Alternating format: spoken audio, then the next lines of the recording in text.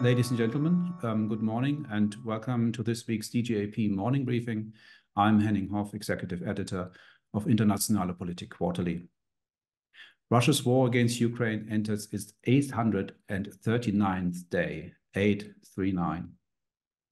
Today, we want to focus on the international diplomacy around Ukraine this week, bookended by the Ukraine Recovery Conference 2024, which took place in Berlin on June the 11th and the 12th, and the Ukraine Peace Summit in Bürgenstock Resort in Switzerland on June the 15th and the 16th, with the G7 summit in Apulia in Italy in the middle. The Ukraine Recovery Conference, to which Internationale Politik contributed a special edition. I can show it to you here if you can barely see it, but we'll place a link in the chat in a moment. The conference sort of was overshadowed by the worsening energy crisis in Ukraine, a consequence of Russia's systematic attempts to hit Ukraine infrastructure and other civilian targets. Ukrainian ministers focused on this need in particular, while there was also movement on sending more Patriot air defense systems. More than 2,000 attendees from over 60 countries also explored ways how to closer connect the spheres of politics, business, and civil society. The Ukraine Peace Summit is expected to be attended by around 100 nations, 75 of which will be represented at the highest level. The United States is sending Vice President Kamala Harris and National Security Advisor Jake Sullivan. However, neither Russia nor China will attend. So this seems an apt moment to ask, is the support for Ukraine sufficient? What can high-level diplomacy in support of Ukraine presently achieve? Does it need tweaking or changing? And to discuss these questions, I have the pleasure of introducing our panel for this morning. First, we will be hearing from Olivia Kortas, who is Ukraine correspondent for Die Zeit and Zeit Online, based in Kyiv. Prior to her appointment in April 2023, she worked out of Warsaw from 2018 to 2021 for Deutsche Welle, broadcaster MWR and Die Zeit. While she has been focusing on Eastern Europe of late, she also has been reporting from countries such as Iraq, Uganda, and Kenya, with migration and conflicts recurring themes of her work. This morning, she will share with us her assessment of the situation in Ukraine. Welcome, Olivia. Thank you so much. Also with us is Matthias Lüttenberg, representative for cooperation with Eastern Europe, the Caucasus, and Central Asia at the Federal Foreign Office. Prior to his appointment in April 2021, he worked at the Chancellery for 7 years as deputy and departmental head with the same regional focus. Today, he will share his assessment of the Ukraine Recovery Conference, and if we've got time, also look ahead. Very welcome, Matthias Lüttenberg. Thanks for having me. Good morning. And last but not least, we have with us Dr. Wilfried Gilge, a distinguished historian of Eastern Europe and the leading expert on Ukraine. He's currently with the Center for International Peace Operations, CIF, and advises the Foreign Office and the Development Ministry on Ukraine. He's also an associate fellow with the Center for Order and Governance in Eastern Europe, Russia, and Central Asia, here at the German Council on Foreign Relations. And Wilfried will also share his assessment of the URC, and if you have time, look ahead to the G7 and the Peace Summit in Switzerland as well. Thank you very much, Henning. Henning, a little remark. I'm already not at the Center of International Peace Operations, but I'm a senior advisor on Ukraine and wider Black Sea region at the Stabilization Platform in Berlin. Excuse me. Please, I do not want to have problems. I do apologize, yes. Thank you. Thank you very much, Rupert, for putting the record straight. I was sort of, I apologize. I thought this was also a part. No problem. Okay. So before we start, some housekeeping remarks. Each panelist will have about 5 to 6 minutes for an initial input. After some discussion on the panel, about 30 minutes in, we will be opening for your questions and comments. For the Q&A, please raise your hand, introduce yourself, and put your question in person to the panel. You're also welcome to use the chat function for comments and questions. Please note that this meeting will be recorded and later published, and that we have to close on time. speaking of recordings, you're very welcome to check out our special morning briefing, which took place on Monday morning after the European parliamentary election, which I can highly recommend if you didn't catch that yet. It's available on the DGAP YouTube channel.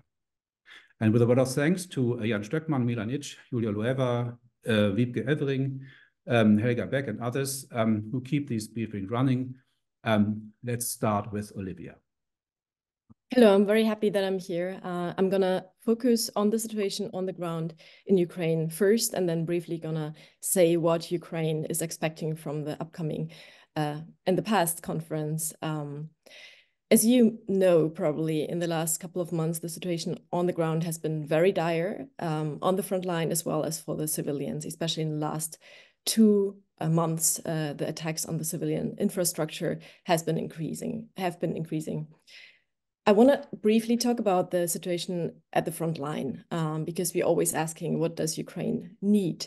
I've been at the front last time, I think, in April, and back then everyone was talking about the lack of artillery shells, as you may know. I've visited units at the front line that didn't have any artillery shells to counter the advances from the Russian troops, which basically means that the little soldiers that Ukraine has in comparison to the Russians were their defenseless, so to say, when the Russians were advancing. So that situation has gotten better, but at the same time, the Russians started using so-called glide bombs. And against glide bombs, the Ukrainian soldiers and troops cannot do anything at all. Like, they cannot be intercepted. The only mean to counter these attacks is to make sure that the planes that are throwing these glide bombs cannot fly, cannot start, or cannot release the bombs. And for that, Ukraine needs long-range weapons. And as long as this will not happen, that they cannot counter these attacks, the Russians will unfortunately be able to advance slowly, as they do now with a lot of losses, but advance along the entire front line. And this is happening also in the past couple of days. For example, they've been coming closer to the city of Chasiv Yar, which is east of Bakhmut, and Chasiv Yar is a little bit elevated, so it's a very good position. And from there, the Russians could actually, if they take this city, they could advance further to places like Kostyantynivka, which is a hub for soldiers, for equipment, and then also to Kramatorsk in the longer range. So this is very, very, it's a dire situation, really. And the Ukrainians have achieved to, for weeks, make sure that the Russians don't take, for example, Chasiv Yar, but we can just see that, they're coming closer and closer. So that's the front line. But then also, and I think that's because, personally, I think that's because the Russians are so slow in their advances at the front that they also upscaled now the attacks on civilian infrastructure in cities all over the country and on the energy facilities. I've been to the city of Kharkiv just a week ago. Kharkiv is in the very east, as you may know, and it's almost attacked with short-range rockets and with glide bombs as well on a daily basis. So basically, you can right now say, like I analyzed the last couple of weeks, every week you have civilian casualties, either dead or injured.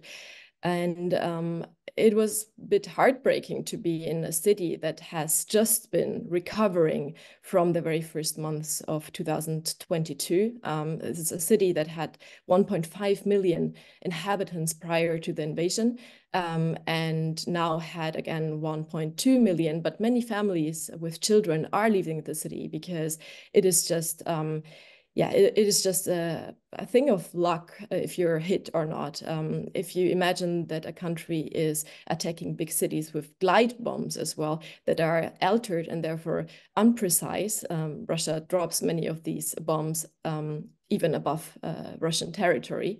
You see how irrelevant it is where exactly this bomb will hit. The most important is that it will hit civilians. And then, of course, you might have seen that Ukraine lost half of its energy capacities throughout the last two years. What that means is that we have all over the country at the moment, scheduled and sometimes unscheduled power cuts. That is a problem for the industry. It's a problem for basically anything. You can be in the middle of a street in the capital and suddenly, all the power is off and daily life just has to come to a stop for a while. And this also means that the winter and probably also the autumn will be colder and darker than the two we saw prior. And that means that also many people might decide to leave Ukraine again because this is just unlivable. Just very, very briefly, sorry, I'm probably already speaking for too long. I've been to an event about the expectations of Ukraine, looking at the conferences.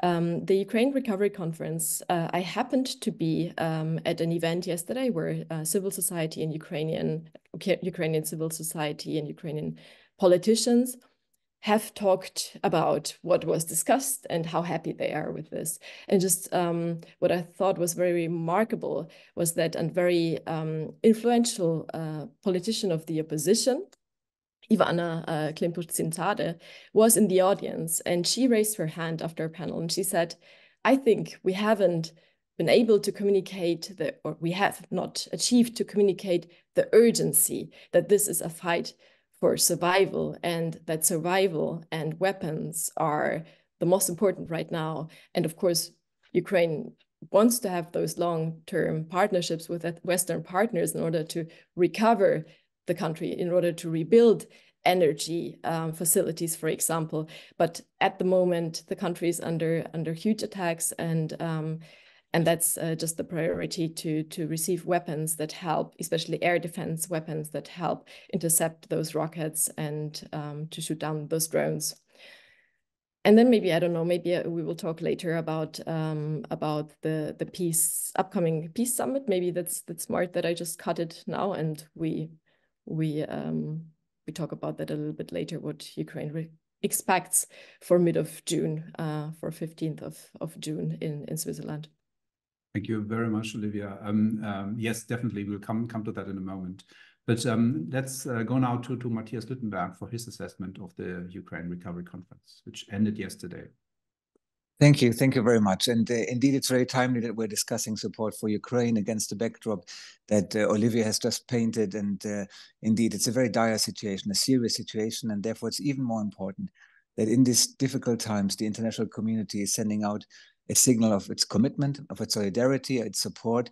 And this is exactly what the URC 2024 was meant for. We applied for that a long time ago, years ago, actually. We raised our hand and said we would also like to organize a conference when these were still reform conferences, where Ukraine had a chance to present its reform efforts while the international community was given its support to it. But since Russia started its war of aggression, it has become, as you all know, in Lugano and later on in London, a recovery conference with much more focus on recovery without ignoring the reform efforts. And when we started planning for our conference here, it was clear from the beginning that we would like to take it even further than Lugano and London, meaning we wanted to involve the civil society much more. We wanted to see the municipalities represented in Berlin.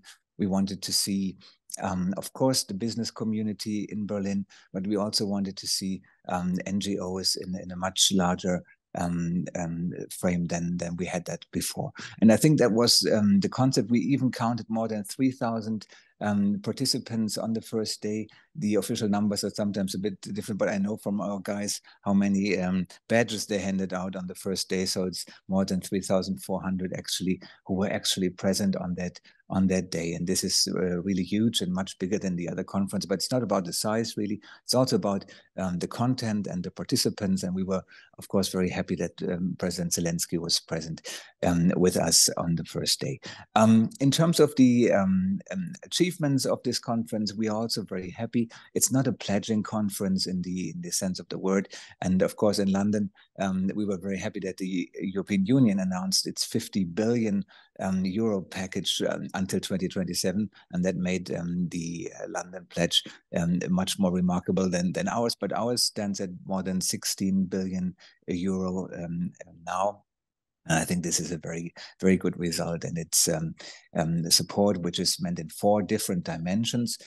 We have in here the human dimension, the local and regional dimension, the business dimension, and naturally the EU dimension, because this was the first Ukraine recovery conference in an EU member state since the war started, and therefore the signaling was very much focused on Ukraine's efforts to join the EU and also what the EU could do. And at the same time, this was also underlined by the participation of President von der Leyen on the first day. We also understood recovery in the broadest possible sense, including for the first time also many of these human issues like psychological effects, the children, the green recovery question. But there's also a strong focus on defense. You see that in the motto of the conference that we chose: united in defense, united in recovery, stronger together. And as we speak this morning, there will be a defense forum where the German arms industry will be sitting down with the Ukrainian arms industry, which was also present at the conference. You could see that in the recovery forum, there were different producers of drones, of other robotics, because they are learning. Unfortunately, they have to learn every day a bit more, and we can also benefit from that. And I think joint ventures are very high on our agenda here. In a nutshell, the key achievements, certainly the Business Advisory Council. So we have a platform which could advise all those German companies and other international companies who are interested in working and investing in Ukraine. We have a Ukraine investment guide for this purpose. There was a business forum. There's a small and medium enterprise resilience alliance with 32 partners to improve the access of finance to SMEs. We have the Ukraine investment framework of the EU Commission, and many other things, especially in the energy infrastructure field, which was affected so badly. There were 8 MOUs signed on renewable energy, on electricity networks, and so on and so forth. In the human dimension, I mentioned already the physical and mental health, mobilization of human capital, the social cohesion as a key question here, education, even healthcare, culture, and the support for IDPs was high on the agenda as well. There's a skills alliance which was announced for Ukraine to help train skilled workers needed for reconstruction. And there's also a focus on gender equality and women empowerment. I could also add the Ukraine Mine Action Strategy, which is an important step forward. I reached 5 minutes, so I will be very brief on the local and regional dimension. I participated yesterday in a panel on municipalities, and it was very nice to see some of these lighthouse projects when cities like Freiburg or smaller cities like Teltow and Khotin, Lviv and Freiburg are partners here, presented how they are working together since the beginning of the war in particular, but also before. There's so much that is useful and beneficial in, for example, supporting the hospitals and so much more. And we already have 200 local and regional partnership, but we hope it could be much more. There's, as Vitaly Klitschko said, more than 1,000, I think 1,055 Romadas and cities who don't have a partner yet, and they are also looking for one. Last comment on the EU dimension. I think Ukraine's impressive track record on fulfilling the criteria of the EU has been mentioned many times, but it's really something which is absolutely astonishing, given that we are in times of the war, but the reform effort have been commended also by the EU Commission, well deserved, and now we are hopefully looking to open the accession negotiations as soon as possible. Thank you. Thank you very much for this sort of tour de force, sort of across all the things that the Ukraine Recovery Conference has focused on.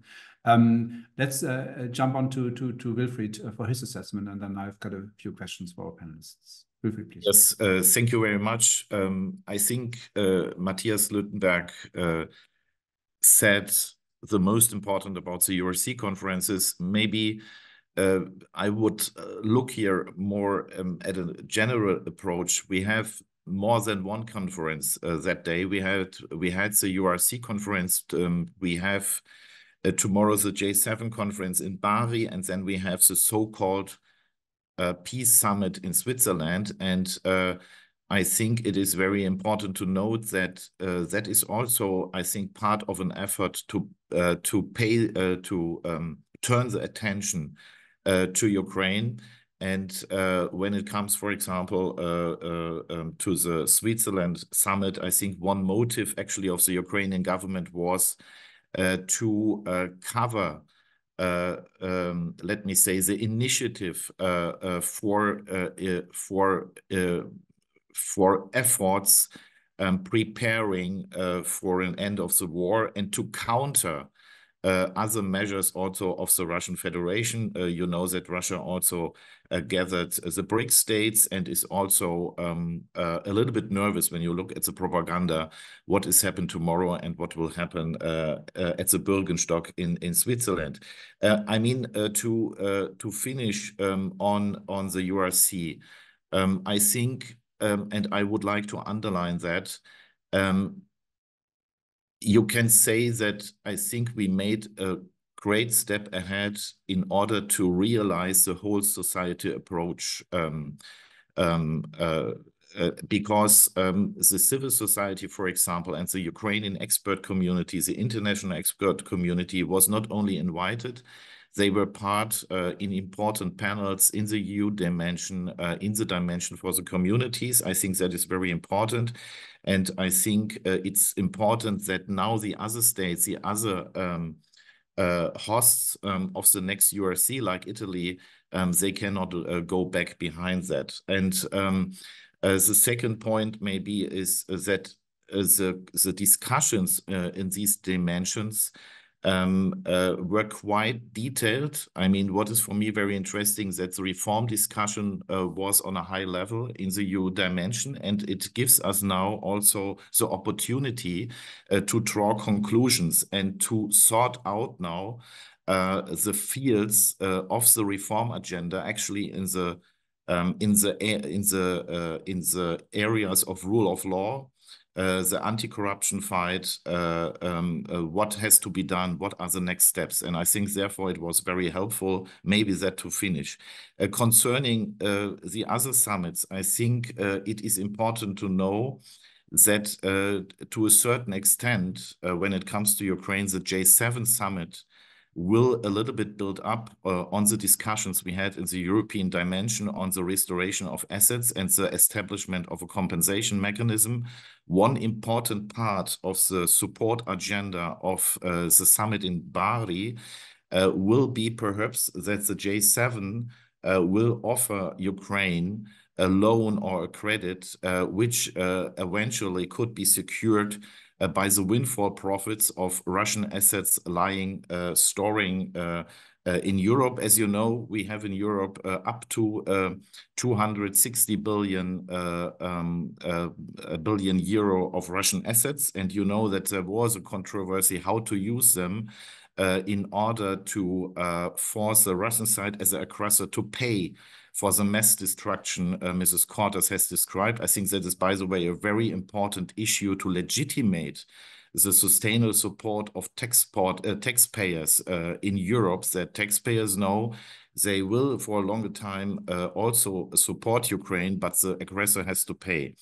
That could be a compromise. So not to take the fundamental assets, not to take directly the 260 billions, but maybe to take the windfall profits, because that would not violate the principle of state immunity. And what we have already is a quite open-minded position of the G7 states, and that could be something very concrete, a credit, let me say, to up to 40 or 50 billion euro to use actually to counter the mass destruction of civilian infrastructure and to use for strengthening resilience and short-time reconstruction during the war would be very helpful, besides the very important weapon deliveries and the money for weapons.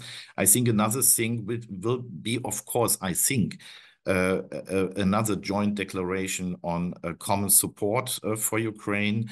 You know that US and Germany delivered other Patriot systems, also did Italy with the SAMP-T system. They want to deliver another SAMP-T system. So I think here we will see a reaffirming of the military support also. And what is, of course, very important, let me say, as a very symbolic event that Zelensky will be there, and President Zelensky and President Biden will perhaps sign the security agreement between both states. So Ukraine will sign the agreement with its most important partner when it comes to military support.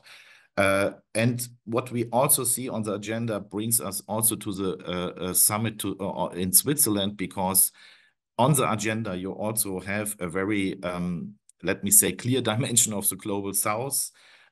It is also about development and climate change in Africa. You have invited, for example, India. President Modi will take part on the in the J7 summit, and that we can also see a little bit as a maybe as the efforts of the J7 to strengthen and to commit to the countries of the global south, because and here I will finish with the summit in Switzerland, the so-called let me say peace summit or peace formula summit in Switzerland, which is not in fact a real peace summit, because the other conflict party cannot take part.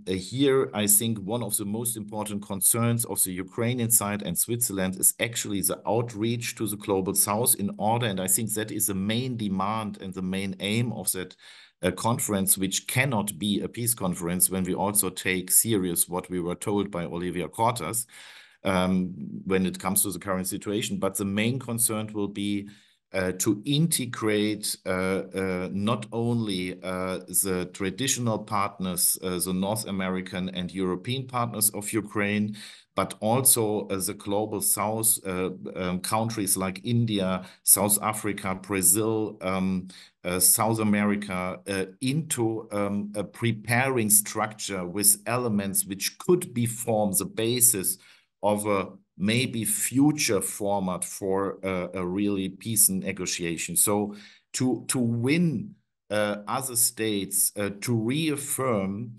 the rules of international order, like the Charter of the United Nations, the international sea law, for example, because note, if originally the peace formula and the different topics of the peace formula of President Zelensky, for example, full withdrawal of Russian troops from Ukrainian territory, reparations of Russian Federation, should serve a basis of that peace summit. That has changed, of course, because in order to win a broader community for that initiative, it was a little bit, let me say, it's scaled down, and we have for confidence building measures, we have such very important topics like nuclear security, energy security, humanitarian questions, as well as food security. And here it comes, for example, to an important issue. What could be a progress to form a consensus that is actually the freedom of navigation in the Black Sea in order to preserve and to secure as a crane expert for the global south. So, for example, if we would have in a final declaration an issue on that, that could be a signal to Russia. And that is what is actually about, to give Russia a signal that there is a forming international community, perhaps, which will look at questions of negotiations for an end of the war from the point of view of international law, in order to bring maybe a future sustainable peace agreement. But of course, to expect any quick result, I think, is much too early, and the implications of it we can discuss in our plenary session. Thank you very much, Wilfried. I'm sort of sorry to stop you there, but I'm running a little bit over time. Olivia, back to you for a moment. You said already expectations for these conferences are maybe a little different than in Ukraine itself than they are here. Maybe you can expand on this a little. And then there was also the news that the official responsible for reconstruction and fortifications resigned at the very point when the conference took place. Sort of, do we have any background on that? Yeah, maybe first about the expectations. Actually, when I talk to officials and to diplomats in Ukraine, they would very often also stress that it's a conference, not a summit. And I very often heard the word inaugural. So it's seen as a first step in a very, very long process. One diplomat told me that he thinks that it might be something similar to what we saw in Bosnia, that this is just a very, very beginning, and that they don't expect any document that will surprise us in the end of this this conference being signed. What is clear is that Ukraine really hopes that now with this peace summit, peace conference, whatever you want to call it, that the Ukrainian process towards peace is the central one, and that there will not be more talk about other initiatives from countries from the global south, for example, how we have seen it in the past couple of months as well. It would that's something that Ukraine doesn't want. It wants to be ahead of this process, so to say. And what I found very interesting is that prior to the conference now, for the last couple of months, there have been workshops especially with diplomats from the so-called global south in Kyiv and in many other places, where they would talk about topics that where they could not find common ground, and there would be debates and discussions. And what I heard, it was pretty fruitful, and no ambassador or no country has not wanted to participate. So in those workshops, for example, one would be on the grain, another would be on the nuclear safety, which, for example, is very important for China. There would have been small meetings that were behind closed doors, and there was not much public talk about it. And that's basically what Ukraine wants, to put up structures also on this conference, to find maybe future mediators, and to prepare for a very long process. So there's not a super huge optimism of, wow, we will have great results, and that's not what is happening in Ukraine. No.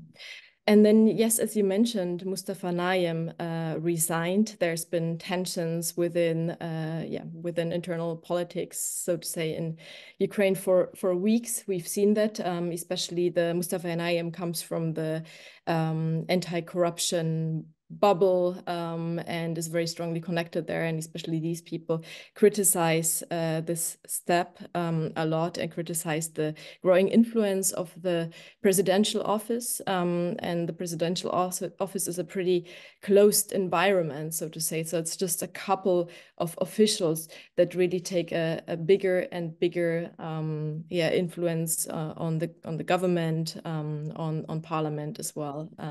And this is very problematic, I think, especially for Western partners as well, that we're very surprised that the leading officials from Ukraine have not arrived to this conference. And also the Minister of Infrastructure he had to go a couple of weeks prior. So we will see. We will wait to and see who will come in their places, but it's not a good sign. It's one of many points that we've seen throughout the last, really, I think, year, which showed that there's political tensions growing again, and that politics is coming back to the public space as well in Ukraine, that there's debates. People are not happy with that as well. This is something that just normal people in Ukraine are also talking about, that they are not happy with.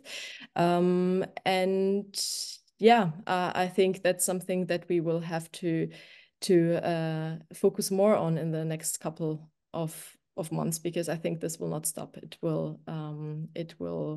These tensions will grow, and it's bad for Ukraine. And if I talk with politicians from the opposition, they already phrased criticism, well, I'd say like a year ago, but always off the record, because they didn't want the Ukrainian unity to disappear, at least for the Western partners, they didn't want it to look like Ukraine is having huge troubles, and they wanted to demonstrate unity. This is breaking a little bit now, I feel. So they are speaking a little bit more open about, for example, not being allowed to leave the country, or about the so-called media marathon, where basically you have 24 hours a day, every day, news that is very much tilted. I don't want to say propaganda, but it's not.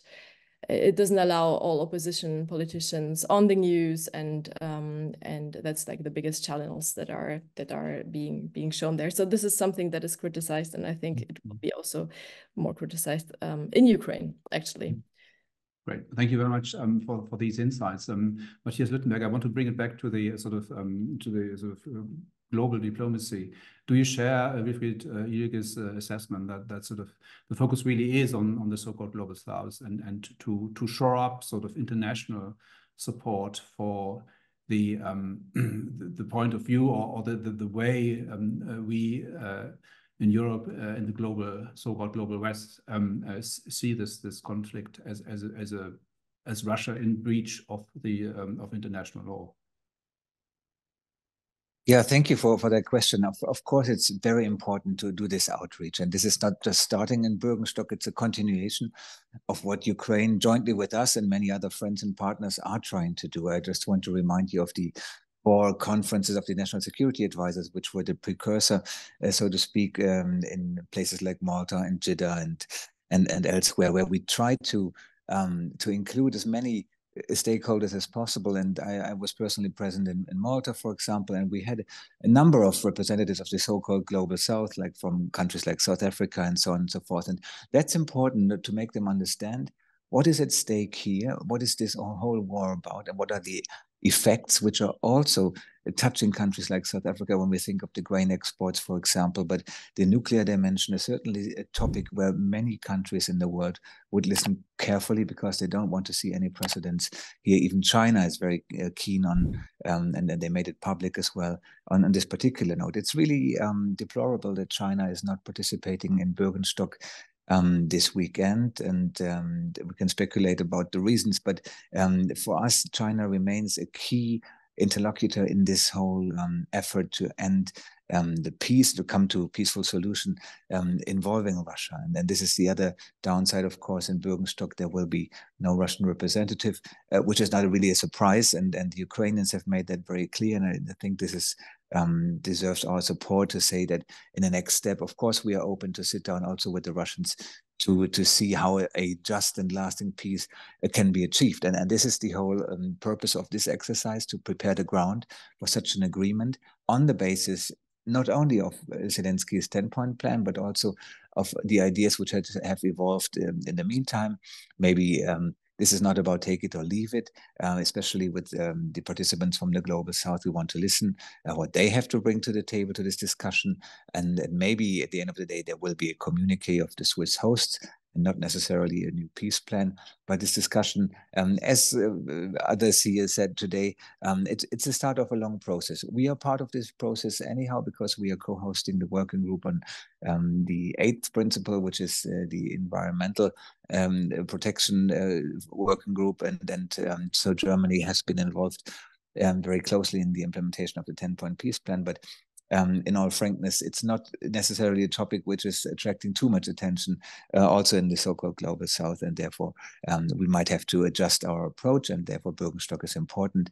And yes, if there will be 100 participants or 90, that's not the most decisive thing for me. It's just important that the message is heard, and the message is a message of peace, and that Ukraine is ready for peace, but not at any cost.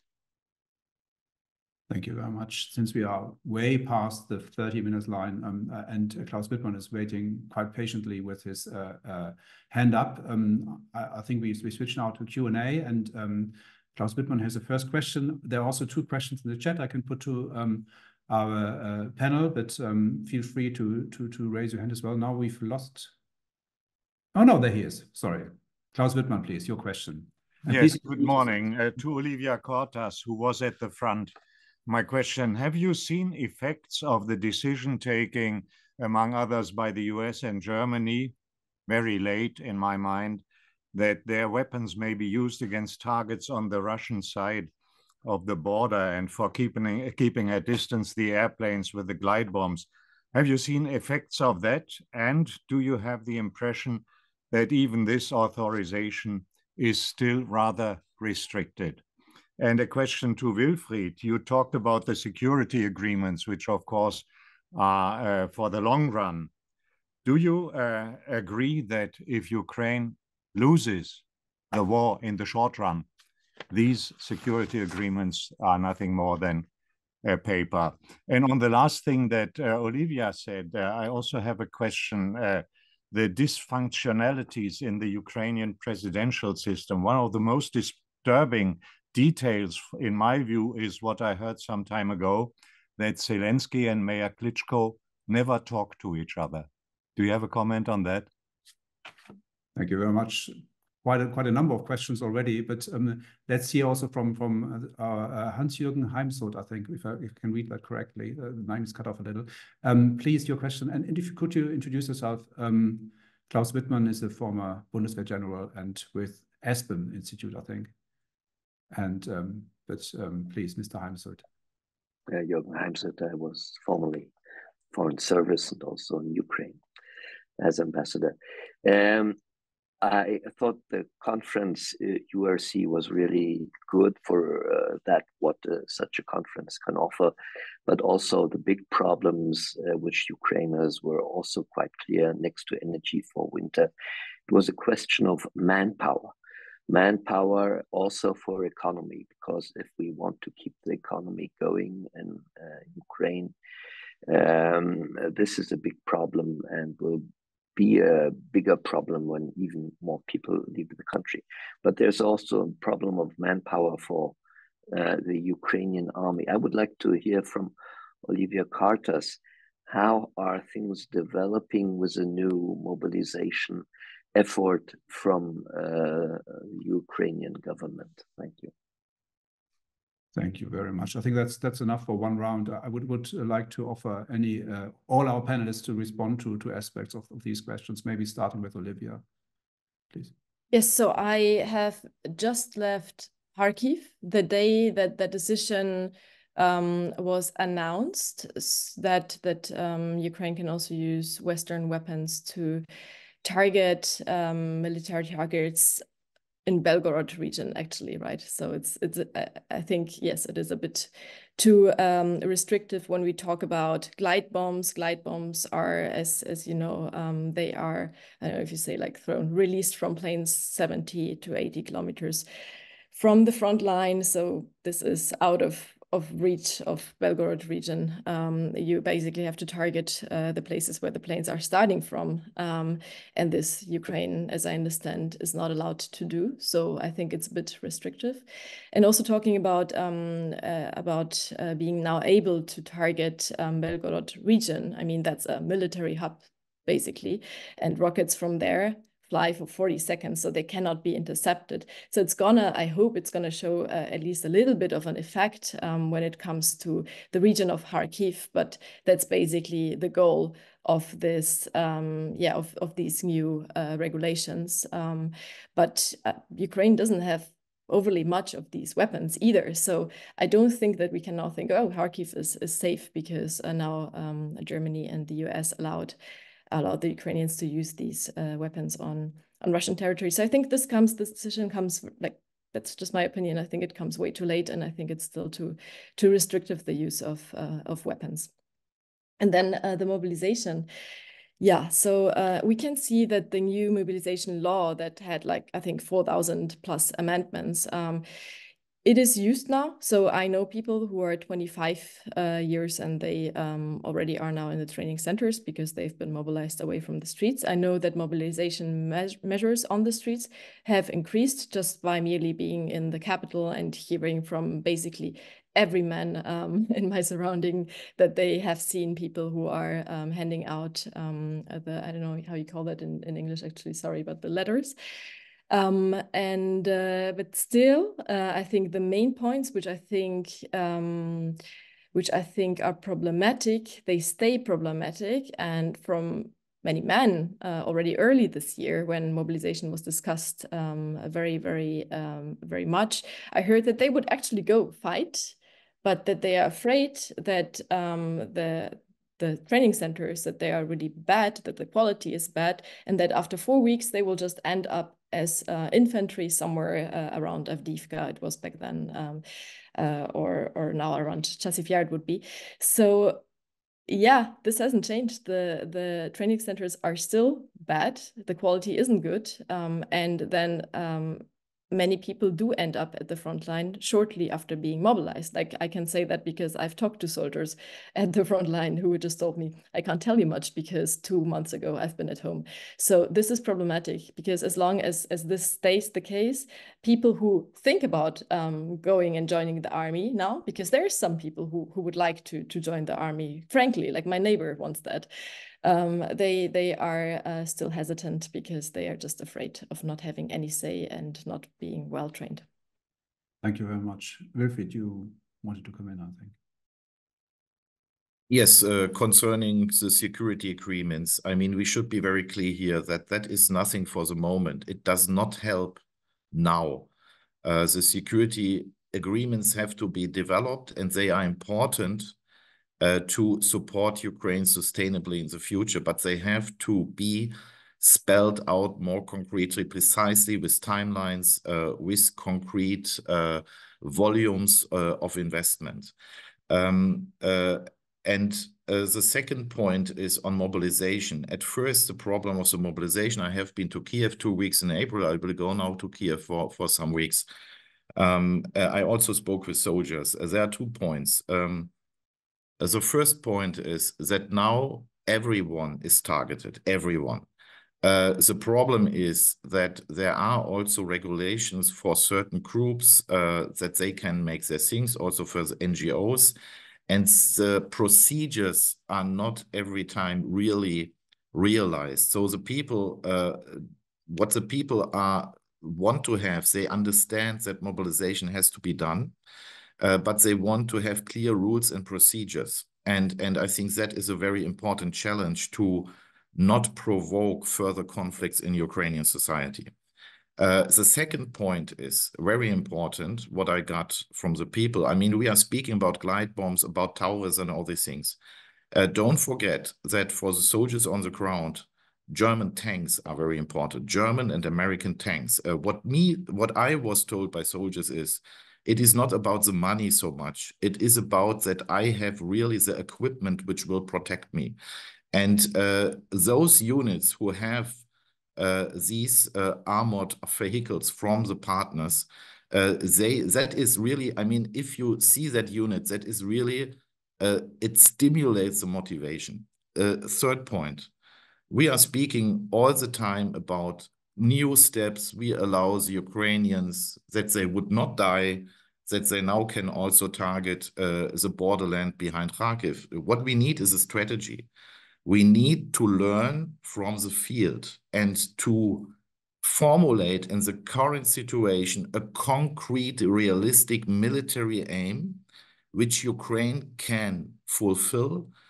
Not to speak about we will tomorrow, like Budanov does that, lie on the beach in Yalta, but to realistically formulate what should be the position for Ukraine, which enables Ukraine to really negotiate or to take different means, a mix of military sanction means, diplomacy, to achieve the integrity of its territory. And here I would like to also come back to Mr. Wittmann. What we actually need is now to pay attention to the south. Putin is triggering us in the east. What the Russians are doing at the moment, they are preparing for a big logistic hub in the Azov region. And my big fear is if Ukraine does not get the F-16, because for the glide bombs you need F-16 to bring the other things in. It's also very important to deter the other aircrafts.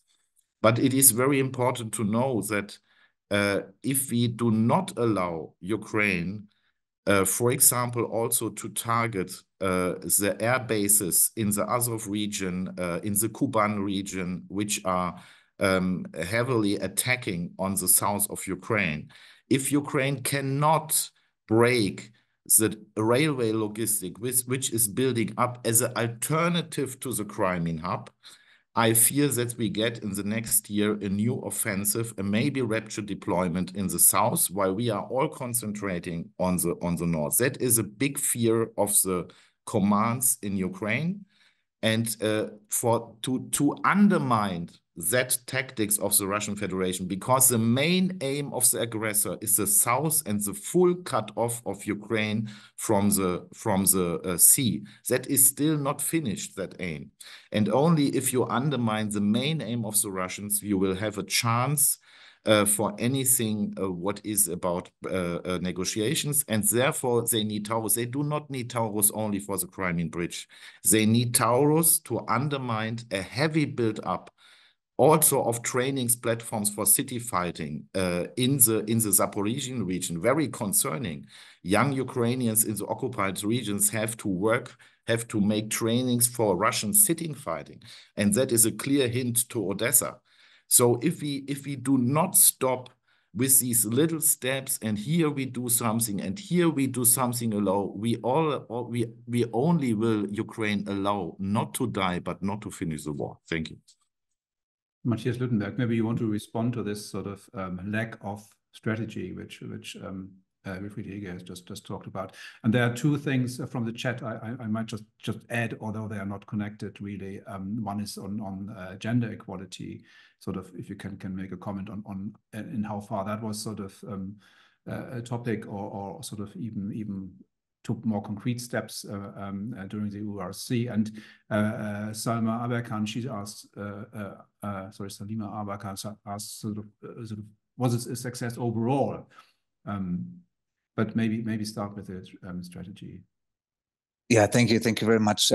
Yeah, for us, I mean, the security arrangements were already mentioned, and I just want to comment briefly that they are, of course, part of a wider effort of Ukraine to agree on as many of these security arrangements as possible. We have counted 15 now with the Americans. There will be 16, and there might be more before the NATO summit. So that will be a strong sign of support by many NATO allies and others who will support Ukraine, not only today, but also promise to do that in the future. This is not related to a question of how this war is going on. This is a clear commitment to Ukraine. And as you all see in our German paper, which I negotiated with others, there are no clear figures because we don't commit exactly the amount of money. This is always under negotiation, but it's a very clear sign of our commitment. On this strategy, maybe it's also important to note that the change of our position regarding attacks on Russian soil is also to be seen against the backdrop of the systems that we have delivered, the MLRS, the Mars 2 system, the Panzer Haubitze 2000. These are no weapons of a reach of 80 kilometers and more. So we are not really in a position to attack targets which are that far beyond the Ukrainian-Russian border, but it's rather a medium distance that we are covering. And the same with our tanks who shoot even less far, but therefore the question was not so urgent and wasn't brought up by the Ukrainians either. But of course, it's important that now we do have a clear understanding of that these weapons can be used not only east of Kharkiv, but also on other locations if this is necessary to defend Ukraine.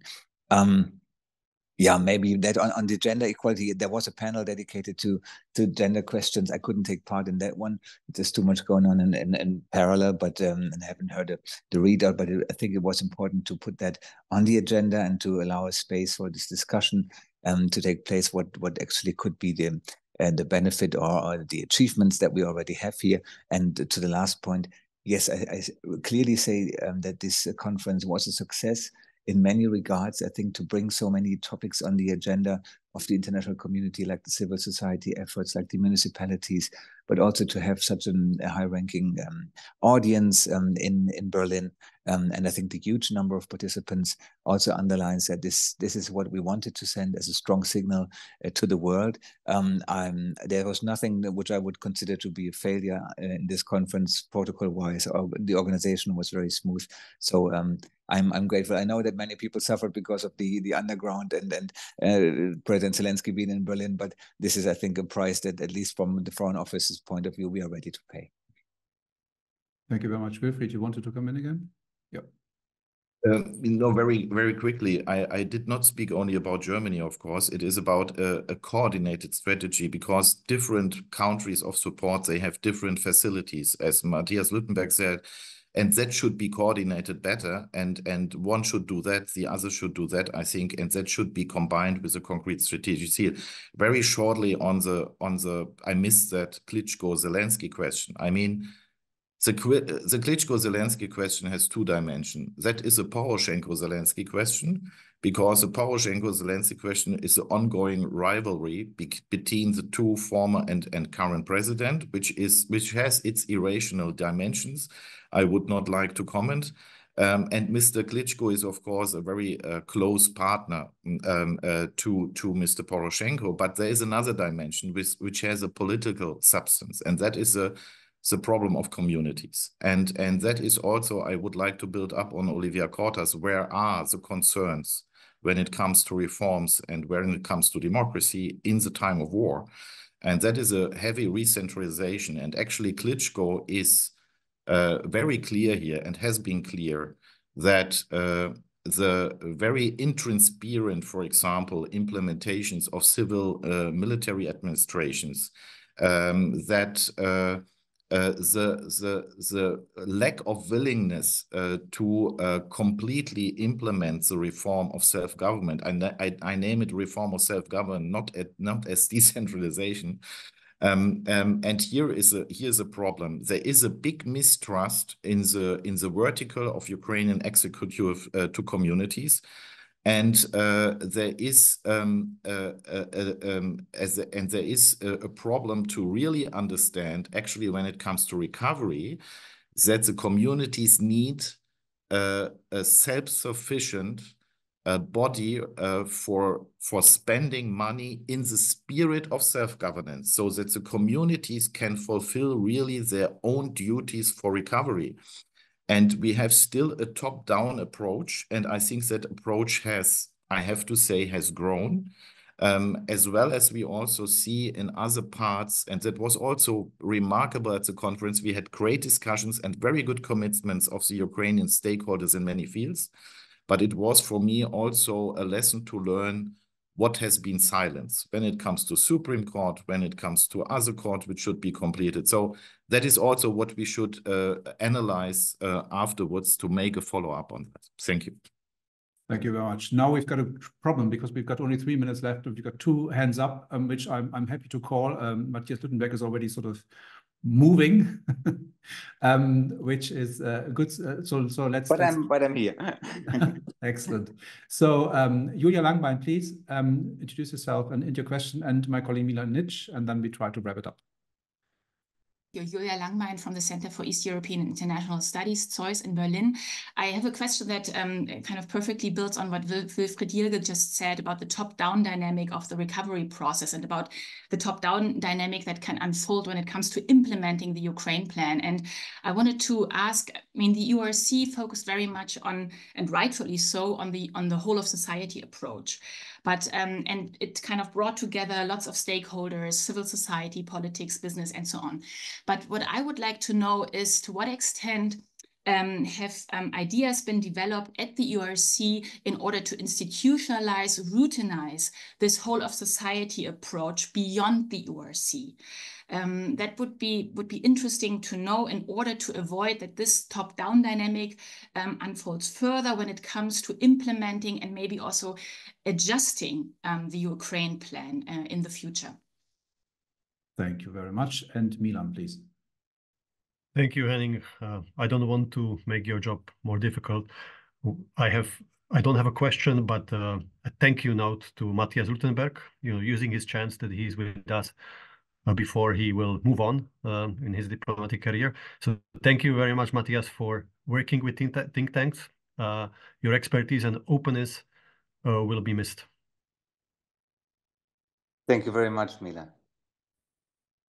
Thank you. So we've got one question, and I sort of for last round, I would like to riff on a question which was in the chat about the sort of overall political picture with Europe after the European parliamentary elections. 10 at least has this sort of right wing. Well, there wasn't a strong move to the right, but sort of nationalistic forces sort of are seemingly getting stronger. Is what can be done to keep sort of the level of support and engagement with Ukraine at a high level? That would be my concluding question.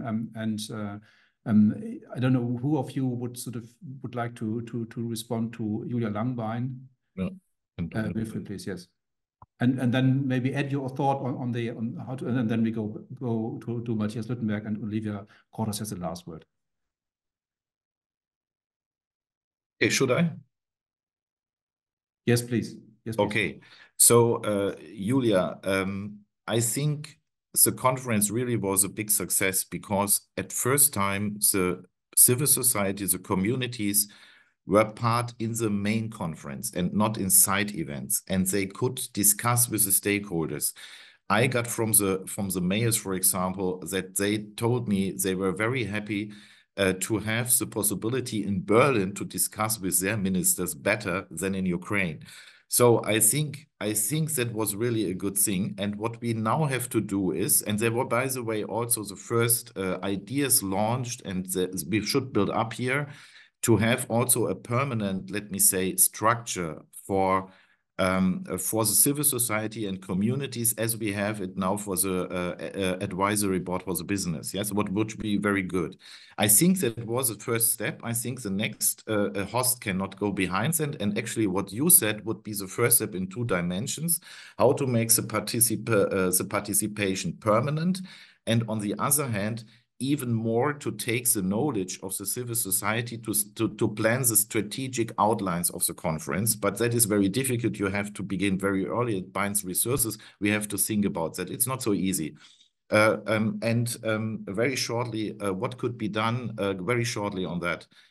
Again, if we want to legitimize the long-term support for Ukraine, it is about 2 things. It is how the support will be financed, and we should work on, and I will be happy to, I think we are on a good track here when it comes to J7 meeting. And the second point, it's very important that Ukraine shows up with the principal conditionalities in institutional reform and in the main reforms which guarantee that the money which is coming to Ukraine meets conditions based on rule of law and transparency. And here, it would be important to stop bad tendencies, which were already mentioned by Olivia Cordes, because we should do in time, because otherwise you will lose the control. Thank you. Thank you very much. Matthias Luttenberg. Yeah, thank you.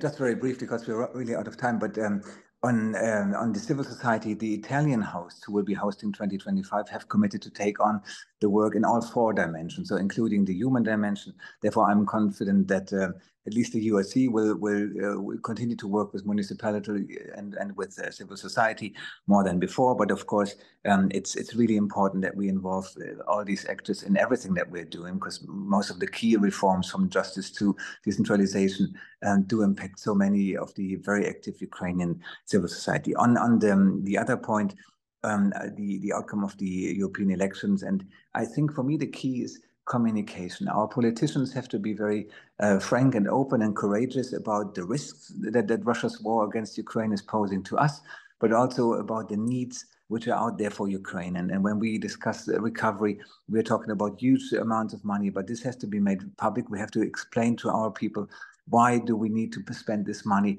so that not any other political party can benefit from that, and say, look, they are spending the money not on our pensions, but for Ukraine, and why this is important to invest into a future EU member state, why it is important also for our own security. I think this needs to be put out more clearly. Thank you. Thank you very much. And Olivia Kortos, very shortly, please. Very briefly. So every time I come back from Ukraine to Germany, what people who are maybe not that much in the journalistic and political bubble ask me is, so how's life in Kiev? Aren't soldiers tired? Very relatable human questions. And I feel that interest in this doesn't stop. And I think that we, like, maybe it's me as a journalist having to say that, but I think that we have to keep talking about Ukraine in a relatable way. And I think what Russia is trying to do with its propaganda that is actually increasing all over Europe is to say, oh, these are corrupt people, and these are people that are not like you are, that are not European. They are something else.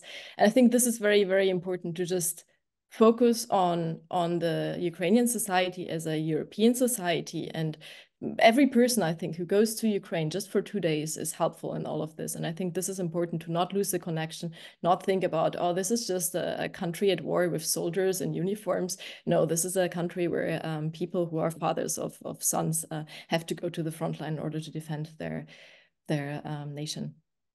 Thank you very much. And with that, I conclude this morning briefing. Thank you very much to our three panelists, Olivia Kortos, Matthias Lüttenberg, and Wilfried Jilge. Thank you all for joining us this morning, for your questions and comments. And so join us again next week. See you soon at the German Council on Foreign Relations. A very good morning. Thank you. Bye-bye.